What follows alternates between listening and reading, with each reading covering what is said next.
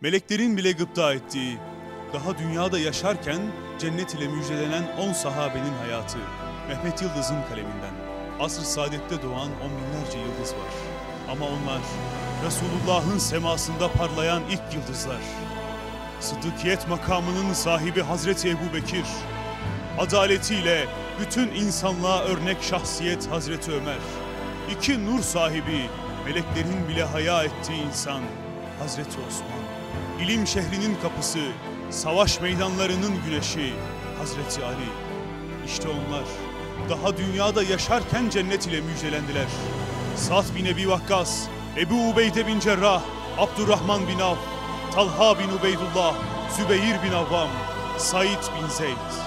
Bu güzide sahabelerin hayatlarını okurken sanki cennetle müjdelenen onlar değilmiş gibi sürekli cehennemden kaçan hayatları daha yakından göreceksiniz.